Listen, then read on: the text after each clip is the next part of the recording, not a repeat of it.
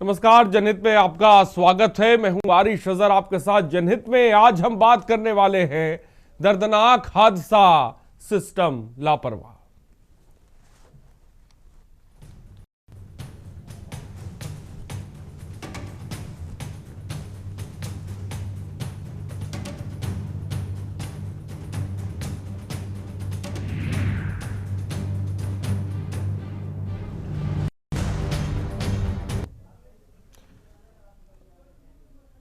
एक तरफ करियर की ऊंचाइयां और दूसरी तरफ शादी की तैयारियां।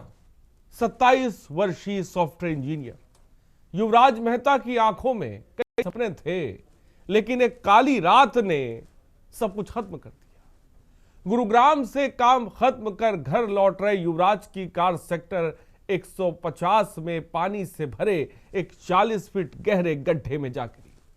आज उस जगह पर 16 लोहे की नई बैरिकेटिंग चमक रही है, लेकिन यह बैरिकेटिंग युवराज की जान जाने के बाद आखिर क्यों आई, ये सवाल बहुत बड़ा है। ये रिपोर्ट देखिए, उसके बाद चर्चा करेंगे।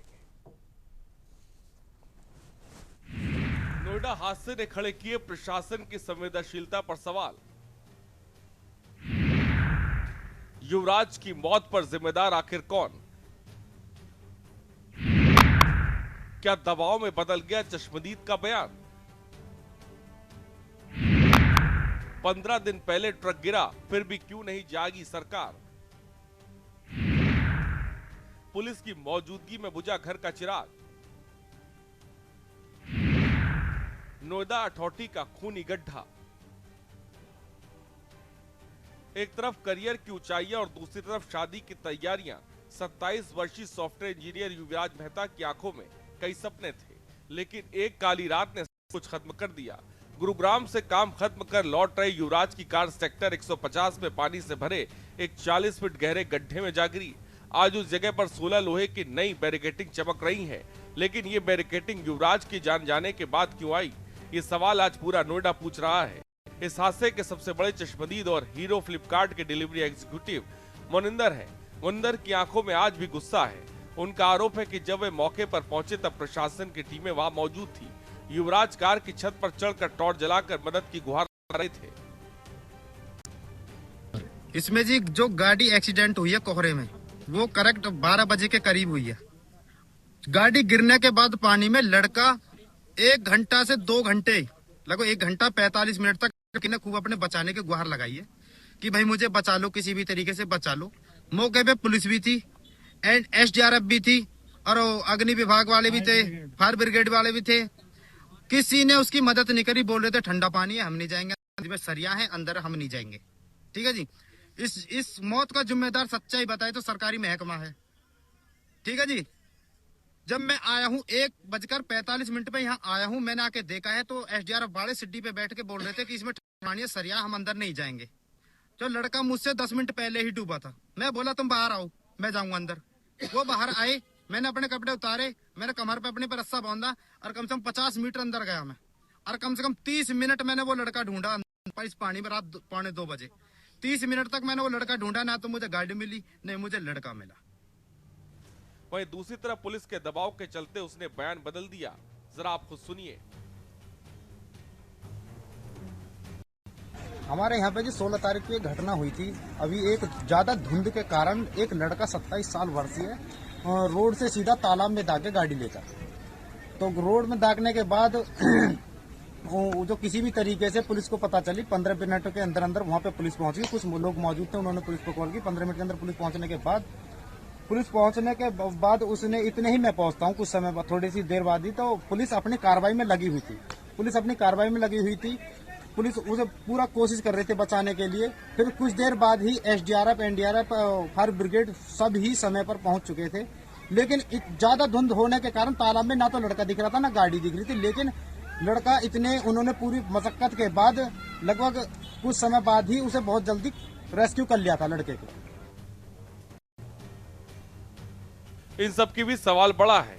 युवराज की मौत डूबने से हुई या ठंड और सदमे से, ये पोस्टमार्टम रिपोर्ट का विषय हो सकता है, लेकिन नैतिक रूप से इस मौत की जिम्मेदारी उस सिस्टम की है जो पानी ठंडा है कहकर किनारे खड़ा रहा। मनिंदर जैसे साहसी नागरिक समाज की उम्मीद तो देते हैं, लेकिन प्रशासन की लापरवाही इस उम्मीद पर पानी फेर देती है।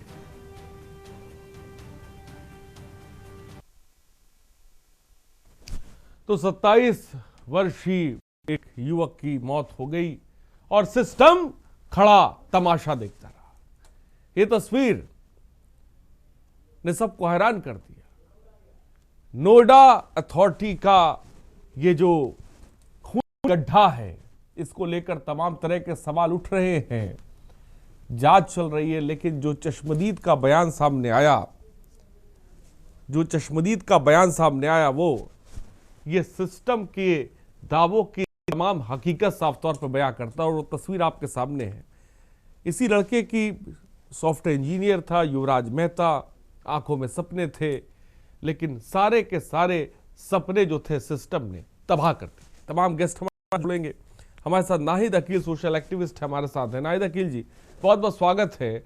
नोएडा में जो हादसा हुआ और जिसको लेकर ये सवाल उठ रहा है कि आखिर इस मौत का जिम्मेदार कौन है।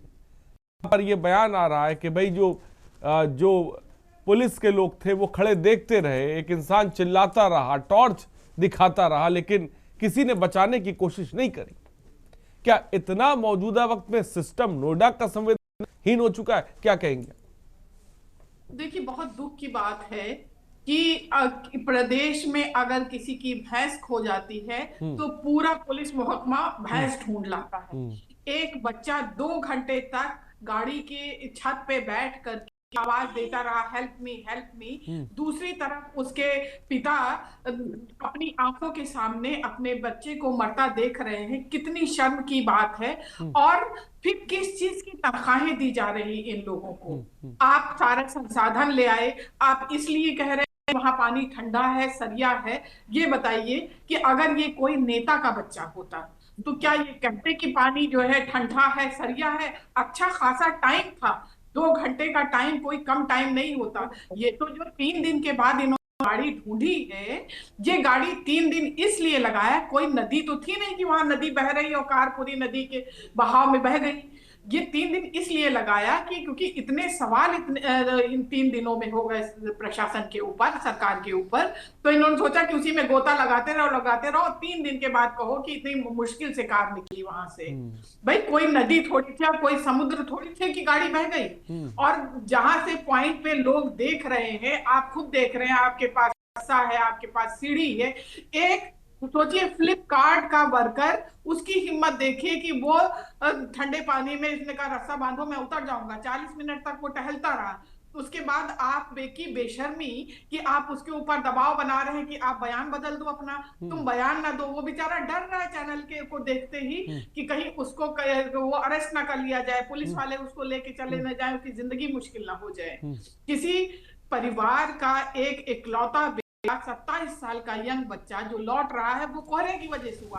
और ऐसा नहीं है, वहां पर ये लगातार होता। उसी से 1 हफ्ते पहले एक ट्रक गिरा था, 15 दिन पहले वहां पर हादसा हुआ, एक ट्रक गिरा। उसके बावजूद ये प्रशासन नहीं चेता।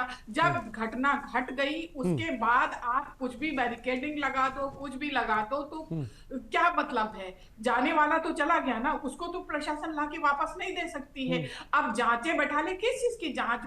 आपके ही लोग। और अब जांच क्या करेंगे? कल को आप उस बच्चे की डेड बॉडी को देखेंगे और फिर आप एक झूठी रिपोर्ट बना देंगे कि वो ड्रंक था इसलिए गाड़ी वहां चली गई। कोहरा इतना ज्यादा था, कोहरे में गाड़ी वो नहीं दिखा, चली गई अंदर।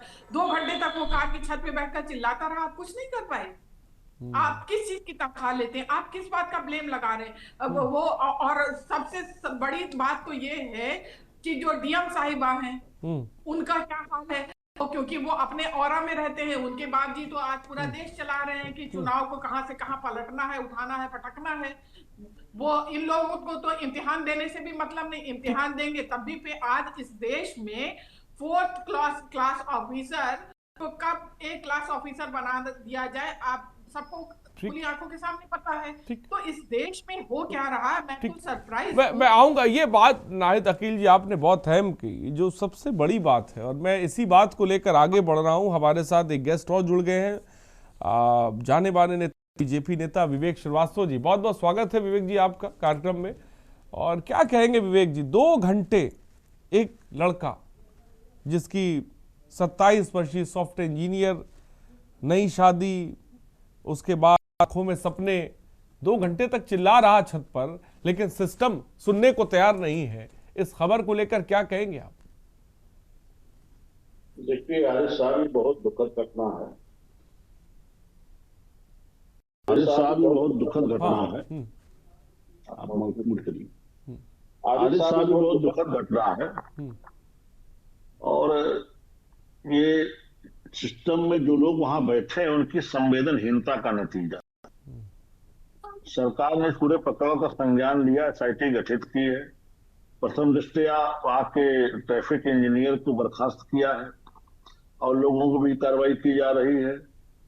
लेकिन ये जिस तरह घटना है ये वास्तव में बहुत दुखद है। हमारी पूरी संवेदना उस परिवार के प्रति है, उनके स्वजनों के प्रति है और ऐसी घटना ना घटे दोबारा, ये सरकार इसके लिए कठोर कार्रवाई करने जा रही है। जी ठीक, तो ऐसी घटना ना घटे जिसके लिए सरकार कठोर कार्रवाई करने जा रही है, ये बात आप विवेक जी साफ तौर पे कह रहे हैं, लेकिन हम दूसरी तरफ देख रहे हैं कठोर कार्रवाई तो सर तब होगी ना जब कोई सबूत मिलेंगे, जब चश्मदीद के बयान ही बदल दिया जाए, जब ऐसा दबाव बना दिया जाए कि चश्मदीद पहले कोई और बात कह रहा है और पुलिस के दबाव के बाद वो अपना बयान बदल ले रहा है, तो कहां से जांच और कहां तक पहुंचेगी, ये भी तो बता दीजिए। नहीं, देखिए, इसमें बर्खास्तगी ट्रैफिक इंजीनियर की गई है। जो जिम्मेदार अधिकारी मौके पे थे, एसडीआरएफ के भी लोग थे, पुलिस वाले भी पहुंचे थे। चलिए, एक बार पुलिस वाले स्विमिंग नहीं जानते तो समझ आता है, लेकिन जो एसडीआरएफ वाले लोग थे जिन्होंने ये कहा कि पानी ठंडा है, दिक्कत होगी, ऐसे लोगों को जांच के दायरे में लेकर उनके ऊपर कठोर कार्रवाई की जाएगी, क्योंकि मौके पे वो लोग थे, उनके रहते घटना नहीं होनी चाहिए थी। ठीक है, मैं आता हूं। बाकी तो जो गाड़ी अंदर घुसी वो सब अलग विषय है। मृत्यु उसकी किस कारण से, वो सब चीजें पोस्टमार्टम रिपोर्ट में तो आ ही जाएंगी, वो सब विषय नहीं। लेकिन जो हुआ ये ठीक नहीं है, इसमें सरकार बहुत संवेदनशील है और सरकार किसी को बख्शेगी नहीं। ठीक है, सुनील जी मैं आपके पास आता हूँ। विवेक जी क्या कहेंगे इस खबर को लेकर? आप, मुझसे सवाल है? जी जी आपसे। देखिए, एक बात समझनी पड़ेगी हमको, चूंकि ये राजनीतिक मंतव्यों का विषय नहीं है, ये विषय है कहीं ना कहीं जिम्मेदारी तय करने का। जिस प्रकार से नोएडा को एक विंडो सिटी की तरह लगातार प्रस्तुत किया जाता है और पूर्व में आप देखिए कि लगातार वहां की बढ़ती जनसंख्या के अनुपात में ड्रेनेज सिस्टम का, सीवर का, मुझे लगता है कि जो प्रारूप तय पहले बना था वो उसमें मेंटेनेंस का अभाव काफी हद तक है। और उसके साथ ही एनडीआरएफ की टीम की बात करिए, चाहे संसाधनों की बात करिए, कि मतलब हम आज उस स्थिति में है कि नोएडा एक स्मार्ट सिटी कहा जाता है और हमारे पास ऐसे अत्याधुनिक संसाधन नहीं है कि ऐसी घटनाएं अगर घटित होती है तो रात में हम डिजास्टर मैनेजमेंट के थ्रू, हाईटेक इक्विपमेंट्स के थ्रू उसको हम रिकवर कर पाते हैं।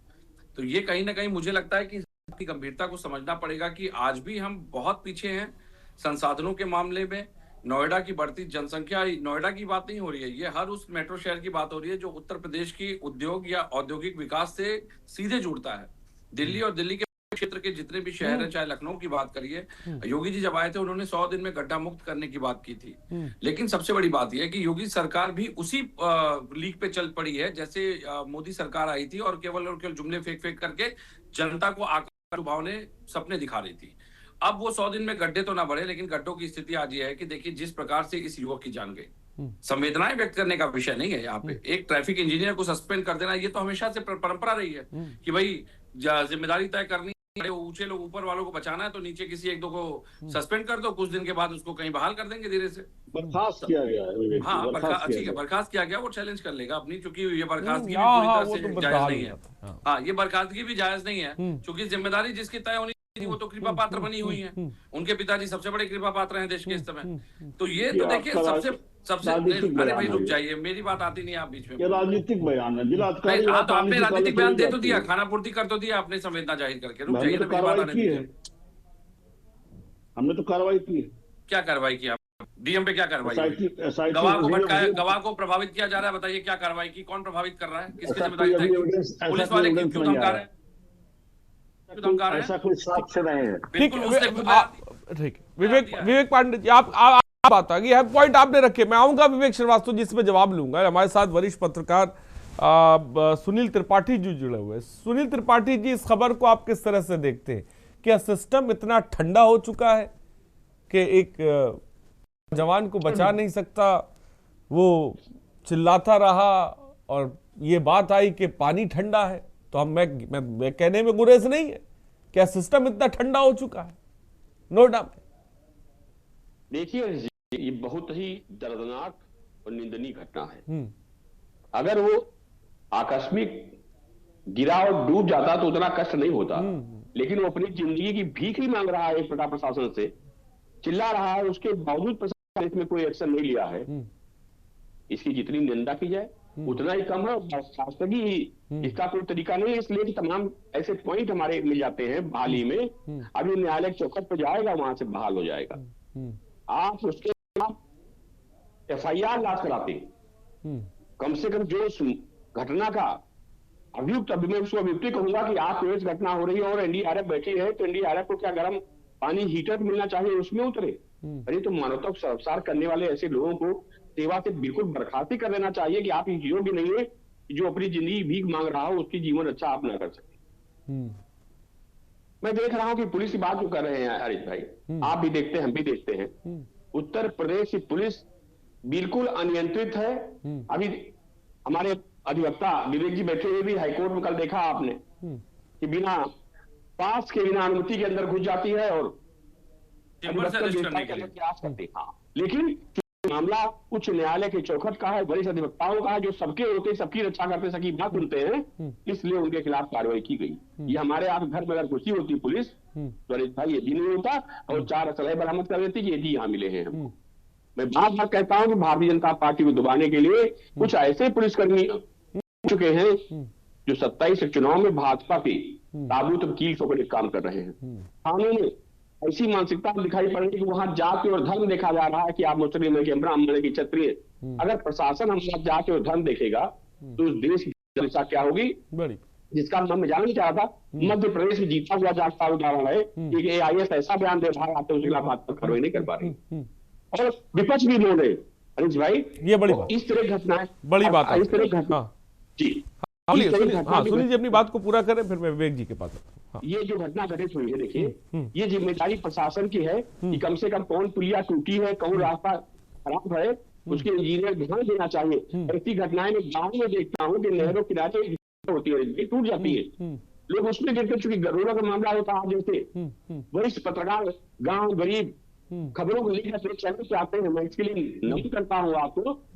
भाई कौन पूछता है कौन कहाँ गिरा, कौन कहाँ मरा।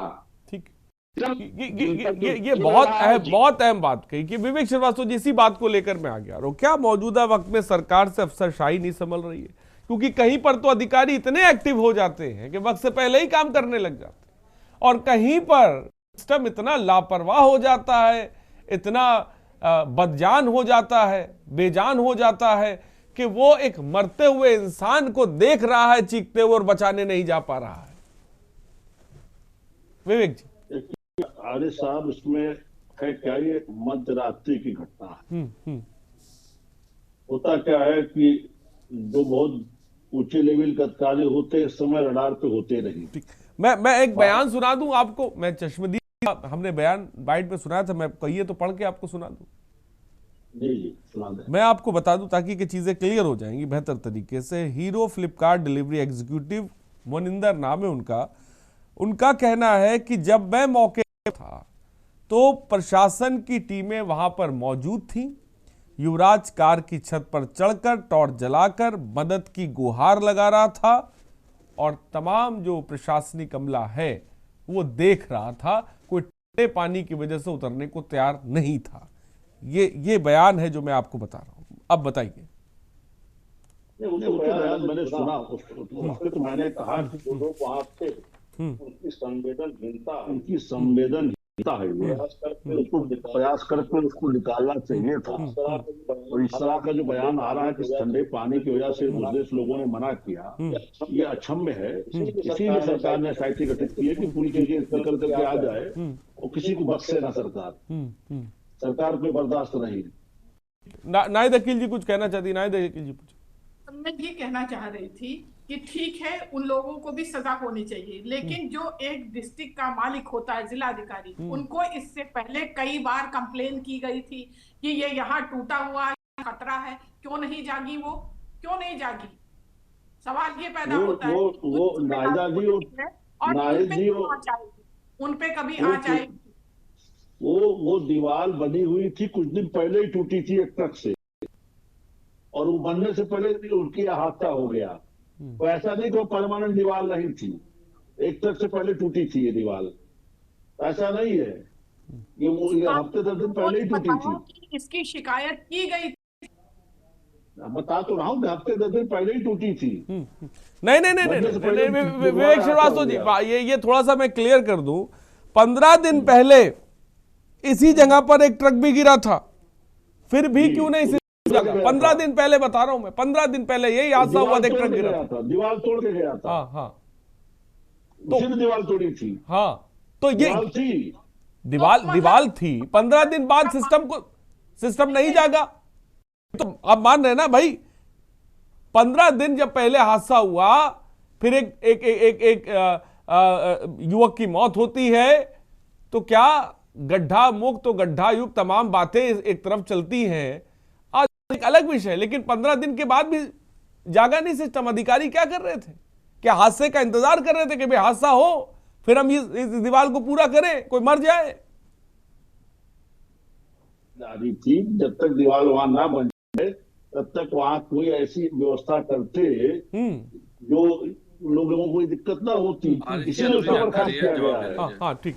विवेक पांडे जी कुछ पूछना चाहते हैं, बोले जल्दी से, फिर मैं ब्रेक का वक्त। नहीं, देखिए, मैं पूछना नहीं चाह रहा, मैं थोड़ा सा इस जानकारी को स्पष्ट कर दूं। जिस फीट के गड्ढे गहरे में वो कार गिरी थी, वो निर्माणाधीन मॉल के लिए 2021 से खुदा हुआ और सालों से इसमें पानी भरा हुआ था। लेकिन builder Vistown Planners and Lotus Greens ने न वहां बैरिकेडिंग की थी और न ही कोई सुरक्षा की जाली लगाई गई थी। तो 15 दिन पहले भी जो ट्रक गिरा था, कोई दीवार तोड़ के नहीं गिरा था। ये झूठ बोल देंगे। भाजपा के प्रवक्ताओं की एक आदत हो गई, एआई बता देंगे या झूठ बोलेंगे मंचों पे बैठ के। उनसे भी सवाल पूछा गया, जो जानकारी वहां का स्थानीय प्रशासन दे रहा है, उसको आप कैसे नकार सकते हैं भाई? उनसे भी जानकारी मांगी गई है, हाँ तो ठीक है ना, मेरी बात आने दीजिए। आप यहाँ पे जो बता रहे हैं 15 दिन पहले उनसे भी सवाल कोई बैरिकेड ठीक है। मैं ब्रेक का वक्त हो चला है। विवेक श्रीवास्तव जी मैं आऊंगा, विवेक पांडे जी आपके पास भी आऊंगा। तो ये नोएडा अथॉरिटी का खूनी गड्ढा है जिसमें एक युवक की मौत हो गई, लेकिन सवाल सबसे बड़ा यही है कि आखिर इस मौत का जिम्मेदार है कौन? रुकते एक ब्रेक के लिए, जल्द हाजिर होंगे।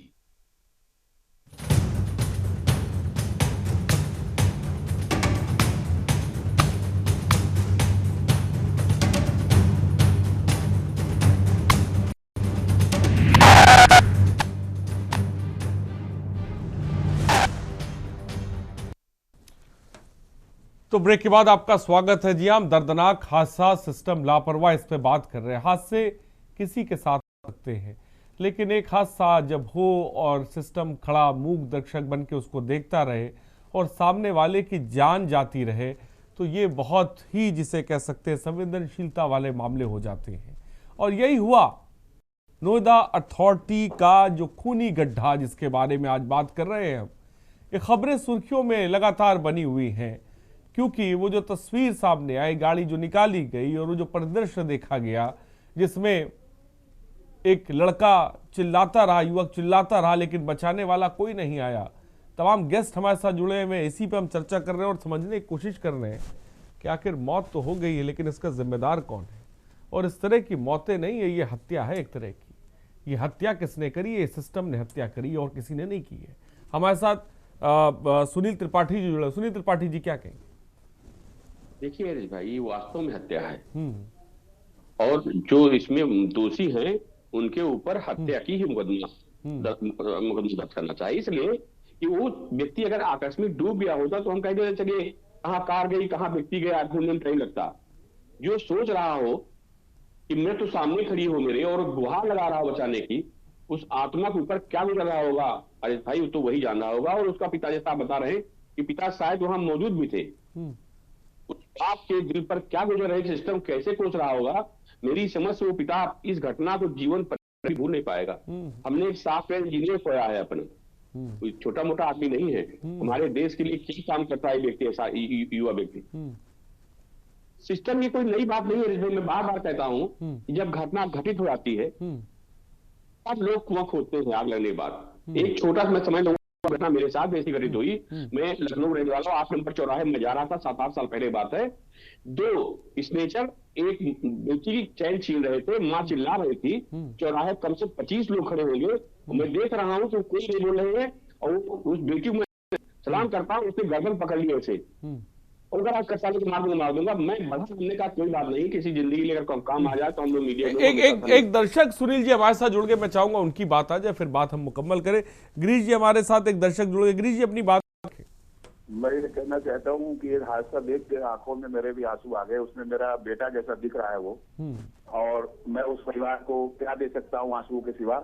लेकिन मैं सरकार से अनुरोध करता हूँ, जितने फायर ब्रिगेड के कर्मचारी वहां पर गए थे उन्हें डिसमिसल ऑफ सर्विस किया जाए और उनका सारा जो पैसा जब्त किया जाए इस परिवार को पेंशन के रूप में दिया जाए।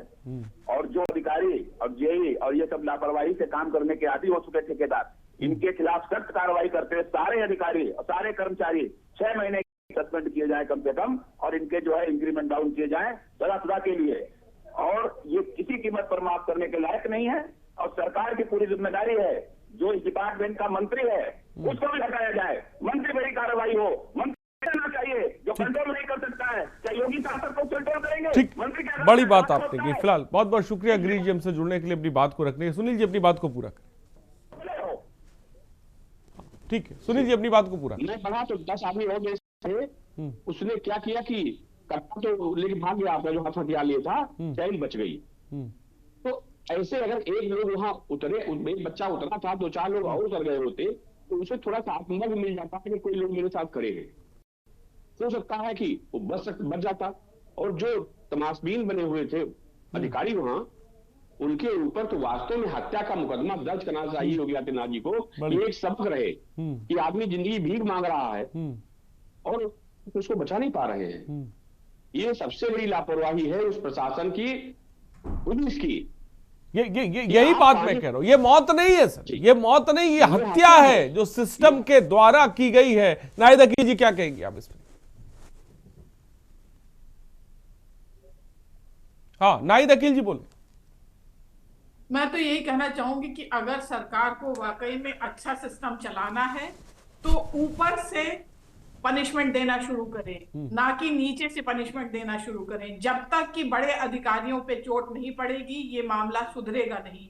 हर रोज नए तरह के मामले आते रहेंगे। एक चतुर्थ श्रेणी के कर्मचारी को आप सैक कर देंगे तो उससे काम चलने वाला नहीं है। और या तो सारे लोग इंतजार में बैठे हैं कि 2027 में चुनाव आने वाला है, तब प्रशासन 6 महीने के लिए चुस्त दुरुस्त कर देंगे तो काम चलेगा। अगर सरकार काम चलाने के लिए ही सरकार चल रही तो उस सरकार का मतलब क्या है? ठीक, हाँ विवेक श्रीवास्तव जी बोले।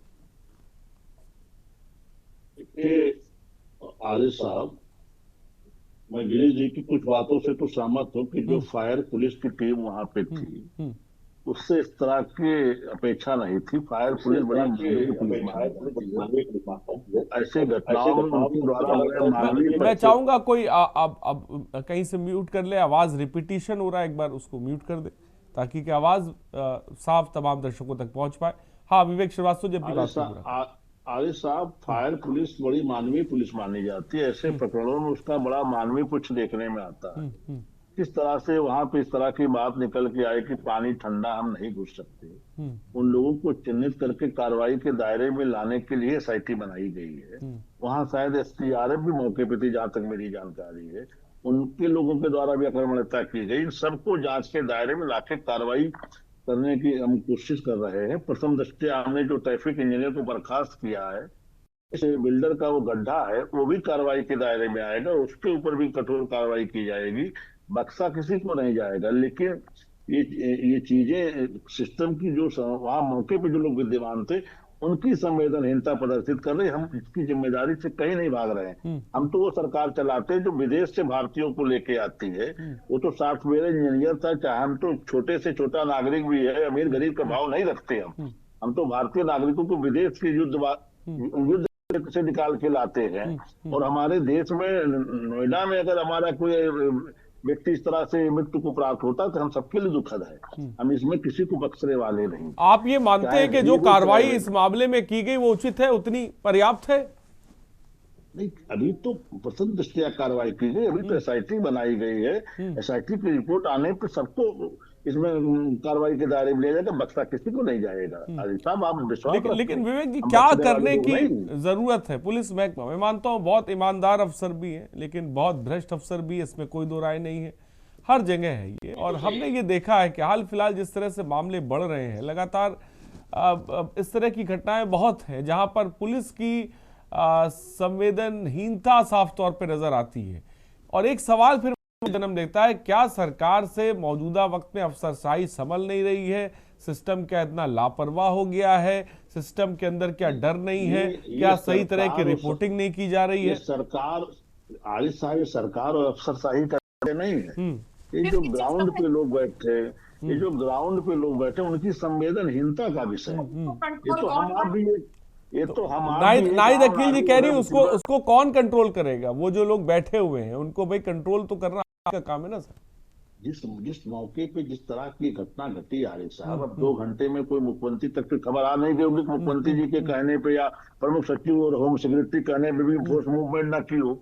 विषय ये है कि जो लोग वहां मौके पे इंस्पेक्टर, सीईओ इस लेवल की, जिनको ये घटना की इंफॉर्मेशन थी, ये तो एक सामान्य सी संवेदनशीलता कि अगर कोई ऐसी घटना किसी के साथ तारीफ होती, हम आम नागरिक भी मौके पे हैं तो हम आप प्रयास करते हैं कि उसकी मदद कर सके। ये लोगों की संवेदनहीनता, उनकी आत्मा मर चुकी है, उनको बिल्कुल कार्रवाई के दायरे में लाने की जरूरत है। ऊपर के लोग जिम्मेदार है, जो इसमें जिम्मेदारी में किसी से बख्शा नहीं जाएगा।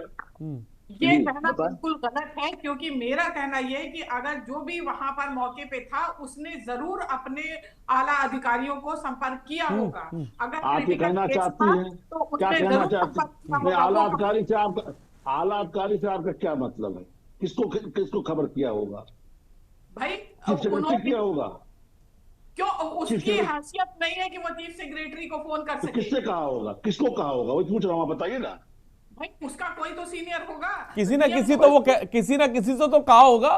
ऐसा सामने अगर कोई वही तो बता रहा हूँ, वही तो बताने की कोशिश करो कि जो लोग थाना हुआ, वही बता रहा हूँ, थाना हुआ, इंस्पेक्टर हुए, मौके पे जो फायर पुलिस के जो जिम्मेदार लोग हैं, यही ना जिम्मेदार होंगे इसमें चीफ सेक्रेटरी सस्पेंशन कर दीजिएगा आप। किसको जल में लाना चाहते हैं आप बता दीजिए। एक बॉटम टू टॉप ही रिश्ता है कि बीच का भी कोई रास्ता है? आप या तो चीफ सेक्रेटरी की बात कर रहे हैं या तो बॉटम बीच में किसको कहाँ रुकना चाहती है आप बता दीजिए। आप बताइए कहाँ तक आप कहाँ रोकना चाहती है? अभी बिहार आप क्या जवाब देंगे? बिहार में नीट की तैयारी कर रही लड़की को बलात्कार करके मार दिया गया और आप लोगों ने, पहले पुलिस ने उसको छुपाया कि उसने सुसाइड किया हुआ। जब जनता सड़कों पे उतरी तब फिर पोस्टमार्टम रिपोर्ट सामने आ गई कि नहीं, उसके साथ छेड़छाड़ी हुई है। तो जब जनता छेड़खानी होना अलग चीज है, आत्महत्या करना अलग चीज है। नहीं, दोनों अलग चीज। मैं उदाहरण दे रही हूँ कि हर चीज को आप बताए क्या? आप देखिए घटना, अब आप यहाँ की चर्चा लेकर वहां भाग रही हैं। आप बताइए किसको चार्ज में फ्रेम करना चाहते हैं, बताइए, उसी को इस चार्ज में फ्रेम कर दे। हम तो फ्रेम करते हैं। जब डीएम को कंप्लेन की गई थी तो इस पे एक्शन क्यों नहीं लिया? हम कंप्लेन करेंगे। कहाँ कंप्लेंट हुई थी? कहाँ डीएम कंप्लेंट हुई है? डीएम कंप्लेंट कहाँ हुई बताइए ना, डीएम की कंप्लेंट कहाँ हुई है? भाई साहब, वहां के लोकल लोग सरेआम बता रहे हैं कि कंप्लेन की गई थी 2-3 बार, लेकिन नहीं सुना गया। वही तो बता रहा हूँ आपको, डीएम को कहाँ कंप्लेंट की गई? मैडम, डीएम किसी आम आदमी फोन उठाते हैं? ब्यूरोक्रेट्स क्यों? ब्यूरोक्रेसी को आपने क्या कहा, रिपीट करिए। जो आप सुनना चाहते हैं, ब्यूरोक्रेट किसी फोन उठाते हैं? कहाँ से उनको कौन कंप्लेंट कर देगा? कौन सी बात आप ले रही, नई बात लेके आ रही हैं? कोई ब्यूरोक्रेट किसी फोन नहीं उठाता है। आम नागरिक का कोई ब्यूरोक्रेट फोन उठाता है? अरे सब देवी देवता, इनकी बात छोड़ दीजिए, ये काले अंग्रेज हैं, इनकी बात मत करिए। यहाँ जो सिस्टम में जिम्मेदार लोग हैं वो कार्रवाई जद में आएंगे। ब्यूरोक्रेट्स आइए, ये फोन उठाते किसी को, कभी करके देख लो। मतलब ये आप विवेक श्रीवास्तव जी, आप साफ तौर पे मान रहे हैं ये बात, आप कह रहे हैं क्या है तो आगे क्या ये बात आप एक्सेप्ट कर रहे हैं, ये बात एक्सेप्ट कर रहे हैं, कह रहे हैं आप? ब्यूरो किसी से उम्मीद ही मत करिए। ब्यूरो किसी फोन कहाँ उठाती है भाई? उसको सुनील त्रिपाठी जी बोले, सुनील त्रिपाठी।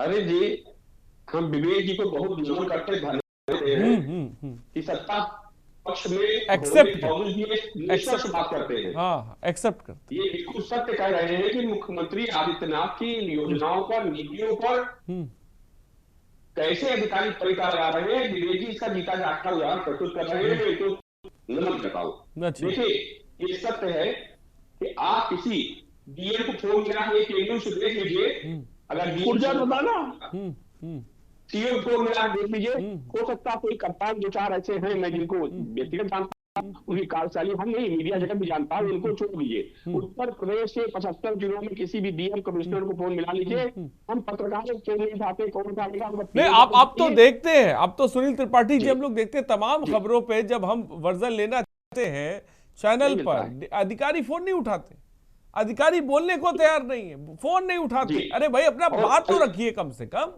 वो भी नहीं होता। जो आप कह रहे हैं पुलिस संवेदनहीन हो गई है, मैं बार बार कहता हूं 20% पुलिस वाले ऐसे हैं जो आलोक सिंह और आदरणीय शुक्ला जी के भाई हैं। संपत्तियों में संपत्तियां कमाने में जुटे रहते हैं, थानों में बिना पैसे कोई काम नहीं करते हैं।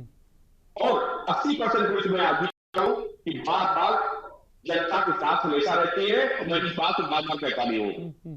लेकिन अफसोस है कि 80% पुलिसकर्मियों के कार्यों को चर्चा का विषय नहीं लिखा है। तो 10 लोग हैं, वही इन घटनाओं को अंजाम दे रहे, पूरी पुलिसिया महकमे में दाम लगा रहे हैं।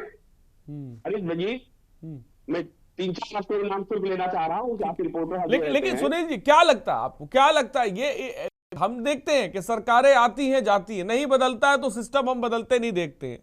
कैसे क्या करा जाए ताकि ये सिस्टम मौजूदा वक्त में बदले, इंसान की जान की अहमियत हो, वही ढर्रा ना चला है, वही ढर्रा जो ढर्रा पहले चला आ रहा था। मतलब नहीं है, हम जनता हैं, हम जब आपके कार्यों से, नीतियों से, आदर्शों से उठ जाते हैं तो फिर अपने वही एक कसर से उठाते हैं और आप बदल देते हैं। लेकिन स्थितियां वही पैदा होती हैं कि सरकार तो बदल गई, अफसर तो बदल नहीं सकते, 60 साल उनकी नौकरी है, उनकी मानसिकता तो हम बदल नहीं सकते हैं। और जब इस तरह से मानसिकता भी नहीं बदल सकते हैं अरे जी, तो किसी सरकार में आए हमारे साथ वैसा ही काम करेंगे। पुलिस विभाग के आप देख लीजिए कि चक्रेश मिश्रा जी पुलिस अधीक्षक सीतापुर थे, पत्रकार की हत्या होती, मैंने आपके चैनल से दर्जनों चैनलों पर इस मुद्दा उठाया और कई दिन मार्च निकाली। हाँ, विवेक जी मैं आता हूं आपके पास, आता हूं। हाँ बोलिए। एक सेकंड जी, उसके नहीं, प्रिंट में इलेक्ट्रॉनिक एसोसिएशन का मैं प्रदेश अध्यक्ष हूँ, मेरी नैतिक जिम्मेदारी पत्रकारों की बात करूं जिन्होंने मुझे अध्यक्ष चुना है। अरे जी, उसके बाद चक्रेश मिश्रा जी क्या करते हैं, राघवेंद्र वाजपेयी के हत्यारों के साथ पूरी दुनिया ने देखा, प्रशासन ने भी देखा। और वही अंकित अग्रवाल जी आते हैं, आते आते पत्रकार के हत्यारों को हम लोग भेज देते हैं। पुलिस अफसर अगर जिले में बैठ जाए, कलेक्टर हमारे बैठ जाए, तो सिस्टम एकदम तो बैठ जाएगा। लेकिन मैं आता हूं विवेक श्रीवास्तव जी कुछ कहना चाहते हैं, मैं आता हूं। विवेक श्रीवास्तव जी बोले।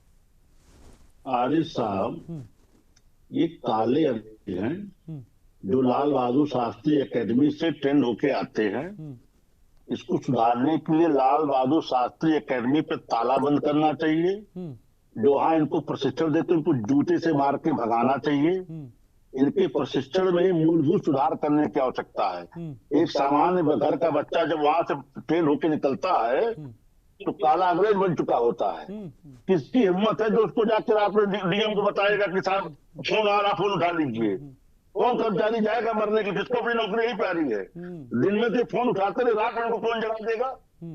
ऐसे अपेक्षा क्यों पाल बैठे हैं ब्यूरोक्रेसी से, और भी उत्तर प्रदेश की ब्यूरोक्रेसी जो निरंकुश है, जिसको स्टील स्ट्रक्चर मिला हुआ है। अरे साहब, हाँ सुन रहे हैं, उत्तर प्रदेश की ब्यूरोक्रेसी भारत में सबसे ज्यादा निरंकुश है।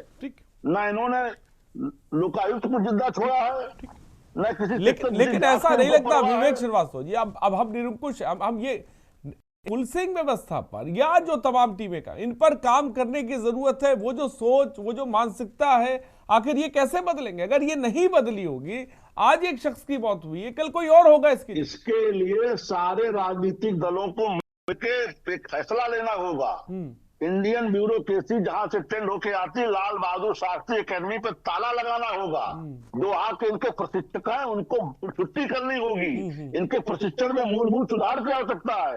ये देश को लूट रहे, खोखला कर रहे, बर्बाद कर रहे हैं। इनसे देश को आजाद कराना होगा। ठीक ये है, हमारे नेताओं का झगड़ा नहीं है, राजनीतिक दलों का। बड़ी बात ये आप तो ये हमारे इनके झगड़े में ये पूरे देश के नाश पीटे दे रहे हैं। बड़ी बात है। ऐसा प्रवक्ता कम ही देखने को मिलते हैं जो एक्सेप्ट करते हैं चीज, वो जो बात साफ तौर पे रखते हैं। बहुत अच्छी बात कही विश्व।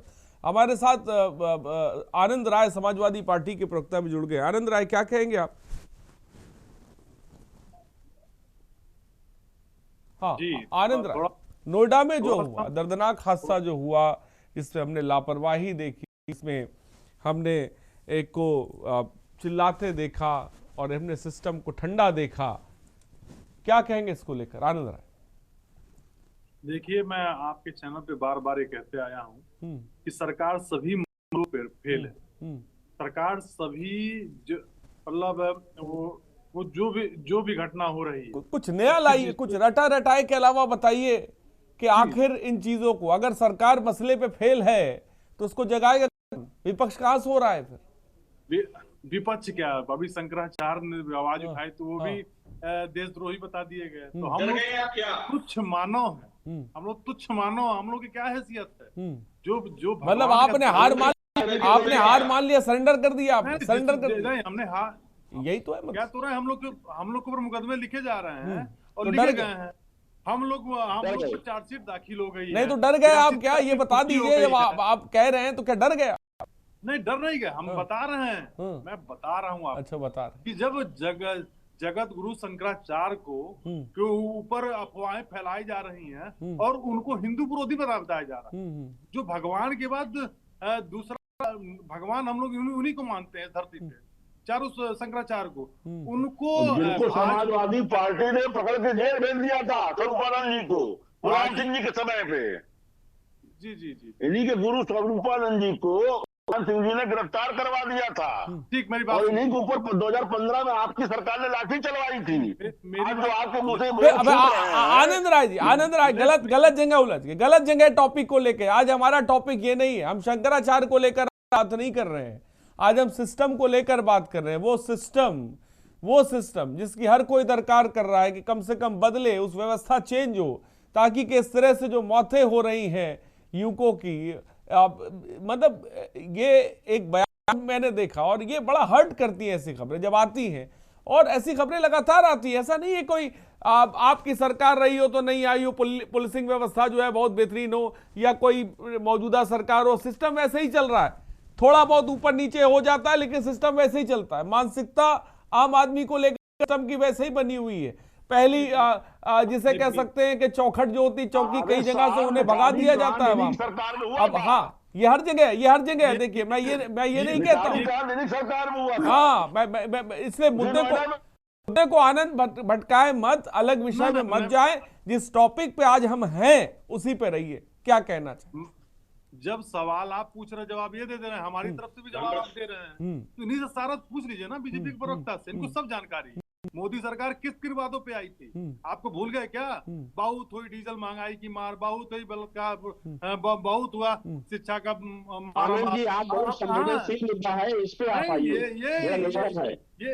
ये मुद्दों की बात अलग विषय। आनंद, अलग मैं आऊंगा आपके पास, आपके पास नायदा अकील जी है। नायदा ये सवाल आप हमसे पूछ रहे, जवाब ये दे। नहीं, जवाब मैं कह रहा हूँ मुद्दे पर ही रहिए ना। अभी हम किसी दूसरे मुद्दे पे नहीं बात करें। जब हम शंकराचार्य को लेकर करेंगे तो आप आइए। मैं मुद्दे पे ही था। हाँ। मैंने कहा इस देश में अगर शंकराचार्य सुरक्षित नहीं है, हाँ, तो आम इंसान की कोई वैल्यू नहीं है। मैं वही कह रहा हूँ। हाँ, नहीं, ठीक है, आप कह रहे हैं, ठीक है, लेकिन मैं कह रहा हूँ उसको डाइवर्ट करने की जरूरत है। हमको भटकाई। हम आज बात कर रहे हैं युवराज की मौत का जिम्मेदार कौन है? क्या ये मौत है या ये सिस्टम ने हत्या की? हम इस पे आज बात कर रहे हैं। ये टॉपिक है हमारा जिस पर हम बात कर। नायदा अकील जी बोल। मेरा यही कहना है कि बीजेपी के प्रवक्ता बैलेंस होके बात करते हैं, अच्छी बात वो बहुत सारी चीजें स्वीकार करते हैं, ये भी हम इसका आदर करते हैं। लेकिन सवाल ये है कि उन्होंने ब्यूरोक्रेट्स को कहा कि वो बेलगाम हो चुके हैं। अब उस बेलगाम को लगाम में लाने के लिए, कंट्रोल में के लिए तो सरकार बनी है। अगर सरकार उसको कंट्रोल नहीं कर पा रही है तो ये सरकार का फेलियर है। आज अगर डीएम फोन नहीं उठाता है, डीएम काम नहीं कर रहा है, तो सरकार उसको कंट्रोल नहीं करेगी। ठीक, हाँ विवेक जी, देखिए इन्होंने बड़ा अच्छा प्रश्न किया, लेकिन ये प्रश्न जिस राजनीतिक उद्देश्य से मत करिए। देखिए इंडियन ब्यूरोक्रेसी स्टील स्ट्रक्चर्ड है। इनका कोई मुख्यमंत्री, कोई स्टेट का मंत्री कुछ नहीं बिगाड़ सकता। इनको इतना पावर है। जहां रही बात भारत सरकार की, भारत सरकार ने एक प्रयोग शुरू किया था कि विशिष्ट लोगों को सीधे प्रमुख सचिव स्तर पर अपॉइंट करना शुरू किया था। उसमें विपक्ष ने हाथोबा मचा दिया। उत्तर प्रदेश सरकार ने एक प्रयोग किया कि जो लोग भ्रष्टाचार में उनको जबरदस्ती रिटायरमेंट किया जाए, उसमें विपक्ष ने रोड़े अटका दिए। आप सुधार करने नहीं दे रहे हैं, तुरंत उसको दूसरा रंग दे देते हैं। मैंने पहले ही बात में कहा कि जब तक सारे राजनीतिक दल मिलकर के इस विषय का चिंतन नहीं करेंगे कि कैसे ब्यूरोक्रेसी में सुधार किया जाए, इसमें मूलभूत सुधार की आवश्यकता है। एक सामान्य घर का लड़का जब लाल बहादुर शास्त्री अकेडमी में जाता है, तब वहां की चाय में, वहां की ट्रेनिंग में ऐसा क्या है कि वहां से देश को लूटने वाले डकैत निकलते हैं। उसी से 30 किलोमीटर नीचे देहरादून में दून मिलिट्री अकेडमी है, वहां से देश पे जान देने वाले निकलते हैं, देश पे प्राण लुटाने वाले निकलते हैं। आखिर मसूरी के पानी में ऐसा क्या है, वहां के ट्रेनिंग में ऐसा क्या है? बंद कराइए उस अकेडमी को, वहां के प्रशिक्षकों को लात मार के बाहर करिए, सुधरवाइए, नहीं देश बर्बाद हो रहा है। हमारे विपक्ष के झगड़े में ये मलाई खा रहे हैं। कोई उत्तर प्रदेश का ब्यूरोक्रेट 100 करोड़ से नीचे का आसामी नहीं है। कैसे बताऊं, बार बार बताता हूँ आप लोगों को। ऐसे गेस्ट, ऐसे प्रवक्ता विरले देखने को मिलते हैं। मेरा सवाल बार बार यही है कि जब आपका इलेक्शन आता है तो आप ट्रांसफर पोस्टिंग, जो मतलब के अधिकारी नहीं होते हैं, उसको काला पानी की सजा दे दी जाती है। अगर चोरों में कम चोरों का चुनाव करना, नाहिदा जी क्यों बात कर रही है? चोरों में कम चोरों का चुनाव होता है सरकार में। अगर वहां पे अच्छा प्रशिक्षण नहीं दिया जा रहा है तो आप वहां बात कीजिए कि कौन प्रशिक्षण सही अरे भाई दे रहा है। कैसे करें, सुधार दे। मैंने कहा ना, सारे राजनीतिक दलों को, देश सबका है, हमारा अकेले का नहीं है। सबको मिलकर फैसला करना पड़ेगा। प्रशासन के सामने चोरों में कम चोरों के चुनाव का वो रहता है, ऑप्शन रहता है। सब भ्रष्ट है, कम भ्रष्टों को हम लेकर सरकार चलाते हैं। वो एक कॉकस की बात कर रहे हैं जो बना हुआ है, उस सिस्टम को तोड़ना पड़ेगा, एक नेक्सस की बात कर रहे हैं। मैं आऊंगा नाहिदा के। सुनील त्रिपाठी जी बोलिए, फिर मैं आनंद राय आपकी बात सुनता हूं। सुनील त्रिपाठी। मैंने बहुत सरकारों को बहुत नजदीक से देखा, चाहे वो सपा सरकार, चाहे कांग्रेस रही, चाहे बसपा की रही हो, चाहे भाजपा की सरकारें रही है। ब्यूरोक्रेट्स के अंदर कौन सा ऐसा टैलेंट होता है कि सत्ता के साथ वो तुरंत अपने आप बदल देता है। आनंद जी कह रहे हैं, मैं नवनीत सहगल जी का खुद के नाम ले रहा हूं, बसपा सरकार आई तो पंचम तल तक सहगल साहब हमारे बैठते थे, हम भी सैल्यूट करने पहुंच जाते थे। जैसे ही बसपा सरकार गुजरी, सपा की सरकार आई, अरे भाई वैसे ही नवनीत सहगल जैसे एक दर्जन ब्यूरोक्रेट्स अखिलेश जी के साथ पहुंच गए। सरकार भाजपा की आई तो उसके साथ आ गए। चंद ब्यूरोक्रेट्स पूरी सरकार को, हर सरकार चलाते हुए नजर मुझे आते हैं। और वास्तव में जो ईमानदार ब्यूरोक्रेट्स हमारे आईपीएस हैं, उनको कोई सरकारें सेवक मौका नहीं देती है। मैं बहुत ही नजदीक देखता हूं और कई आईएएस आईपीएस ने इस पीड़ा को व्यक्त भी किया है, क्योंकि उनके पास मनी नहीं है जो कैची लेके स्थान पहुंच जाए, मंत्री जी गलती हमसे हो गई है तो ये मैं सरकार में काम कर रहा हूं, आपके वहां भी काम करूंगा। जो ऑनेस्ट अफसर है मेरे वहां, ऑनेस्ट अफसरों की ना आईपीएस कमी ना आईएएस कमी है, लेकिन उनको यही राजनेता जो आज हम लोग डिबेट कर रहे हैं पैनल में बैठे हुए, यही राजनेता अपनी सरकार में अच्छे पदों नहीं बिठाते हैं। और जो भ्रष्ट होते हैं ज्यादातर, जिनके पास पैसा बढ़िया हो, पावर होता है, उन्हें अच्छी अच्छी कुर्सियों पे हर सरकार में बैठाया जा रहा है। तो हम ब्यूरोक्रेट्स को कैसे सुधारें, विवेक जी बहुत अच्छी बात कर रहे हैं, इस पे सबको चिंतन और मंथन करना चाहिए। सरकार किसी की भी हो, ब्यूरोक्रेट्स के खिलाफ कार्रवाई करने किसको अधिकार है, और ब्यूरोक्रेट्स के खिलाफ ब्यूरोक्रेट्स कोई कार्रवाई करता है भाई आप मैंने बहुत दौर देखे भ्रष्टाचारियों के। अगर हम माननीय न्यायालय न होता, उच्च न्यायालय चाहे सर्वोच्च न्यायालय, तो ब्यूरोक्रेट्स का बाल बाला करने वाला इस धरती पे कोई नहीं है। जिस तरह नियुक्तियों उनके कोई करने वाला नहीं। अगर आप बता दिए ब्यूरोक्रेट कार्रवाई करता हूँ, बड़ा भाई छोटा भाई, इसलिए कि एसोसिएशन सामने आती है। ठीक है, जल्दी से आनंद राय फाइनल कमेंट। विपक्ष को भी खासकर जो बात मोटे तौर पर विवेक जी कह रहे हैं, क्या ब्यूरोक्रेसी को लेकर सीरियस होने की जरूरत है? अब की सरकारों में यही अंतर है कि पहले की सरकारों जनता के काम के लिए ब्यूरोक्रेट्स पे दबाव बना के काम कराती थी। लेकिन अब की सरकार माननीय योगी ये बात नहीं, जो पॉइंट की बात हो रही है उस पर पॉइंट की बात, ब्यूरोक्रेट्स की बात, उसी पे दोबारा मेरी बात इंटर मत करिए, आप भी मत करिए। हमारी बात कंप्लीट हो तो आप जवाब दीजिए हमको। तो मैं यही कहना चाहता हूँ कि माननीय योगी आदित्यनाथ जी सभी जनप्रतिनिधियों को चोर बता दिया है। कई विधायक, कई ऐसे मित्र इस सरकार में मेरे हैं जानने परिचित हुआ, तो वो कहते हैं कि हमारी कोई सुनवाई नहीं होगी। मैं किसी डीएम कप्तान को नहीं फोन कर सकता, यहाँ तक कि मैं दरोगा को नहीं उठाते हैं तो फोन कौन करेगा भाई? तो डीएम फोन नहीं उठाता है, करेगा कौन? वो डरते हैं, अपने मान सम्मान से डरते हैं। अरे भाई जब मालूम है आप फोन नहीं उठाओगे तो आपको काहे को फोन करे बेइज्जत होने के लिए? तो ये बताइए फेल कौन है? हमारी सरकार थी। फेल हम नहीं है, फेल ब्यूरोक्रेसी है। आपकी सरकार में सब उठाया जाता था, प्रॉपर चलता था क्या आनंद राय जी? ऐसी बात आप भी कह रहे हैं, आपकी सरकार में उठाया जाता था।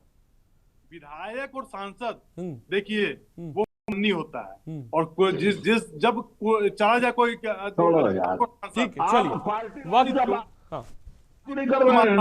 चलिए वक्त की थोड़ी सी कमी है। बहुत बहुत शुक्रिया आनंद राय जी जुड़ने के लिए। विवेक जी आपका बहुत बहुत शुक्रिया। नाहिद अखिल जी बहुत बहुत शुक्रिया। सुनील त्रिपाठी जी आपका बहुत बहुत शुक्रिया। तो ये तस्वीर है और इन सब के बीच एक सवाल है, क्योंकि ये मौत नहीं है, ये हत्या है। और इस तरह की हत्याएं कब रुकेंगी जहां पर सिस्टम मूक दर्शक बन जाता है, ठंडा हो जाता है और एक इंसान की हो जाती है। फिलहाल जनहित में इतना ही। बने रहिए हमारे साथ। नमस्कार। गोल्डी मसाले लाए हैं